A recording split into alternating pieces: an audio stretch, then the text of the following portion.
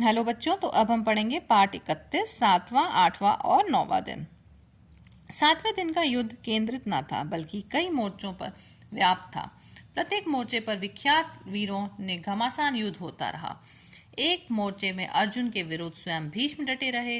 एक स्थान पर द्रोणाचार्य और विराट राज ने भीषण युद्ध हो रहा था।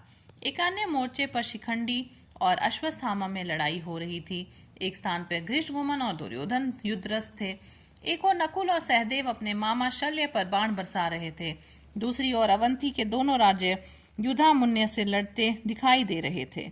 एक मोर्चे पर दुर्योधन के चारों भाइयों ने अकेले भीमसेन खबर ले रहा था, तो दूसरे मोर्चे पर घटोत्कच और बगदत्त में भयानक द्वंद्व छिड़ा हुआ था। एक और मोर्चे पर अलम्बुश और सात्यकी की टक्कर थी। धृतराष्ट्र का शत्रुयु के बाद द्वंद्व हो रहा था, जबकि कृपाचार्य और चेकितान एक अन्य मोर्चे पर लड़ रहे थे। द्रोणाचार्य के साथ लड़ाई में विराट को हार खानी पड़ी।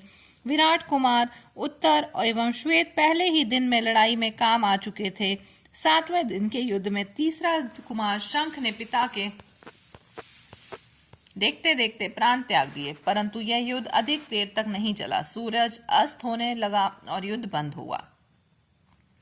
8वें दिन का युद्ध शुरू हुआ तो पहले ही धावे में भीमसेन ने धृतराष्ट्र के 8वें बेटे का वध कर दिया। एक ऐसी घटना हुई कि जिससे अर्जुन शोक विहाल हो उठा। उसका लाडला, साहसी और वीर बेटा इरावन, जो एक नागकन्या से पैदा हुआ था, उस दिन खेत रहा। इधर भीमसेन का पुत्र घटोत्कच ने जब देखा कि रावण मारा गया, तो उसने इतने जोर से गर्जना किया कि जिससे सारी सेना ठहरा गई। इसके बाद वह कौरव सेना पर टूट पड़ा और घोर प्रलय मचाने लगा। युधिष्ठिर को लगा कि घटोत्कच पर कोई आफत आई है। उन्होंने तत्काल भीमसेन को घटनास्थल पर भेज दिया। भीमसेन के आ जाने पर तो युद्ध की भयानकता और भी बढ़ गई, परंतु जल्दी ही सूर्यास्त हो गया और युद्ध बंद हुआ। 9वें दिन युद्ध में अभिमन्यु और अलम्बुश ने घोर संक्रमण छिड़ गया। धनंजय के पुत्र ने पिता की ही भांति रण कौशल का परिचय दिया।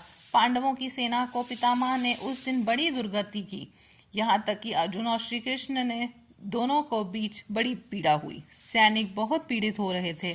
थोड़ी देर में सूर्यास्त हुआ और उस दिन युद्ध बंद कर दिया गया। Thank you.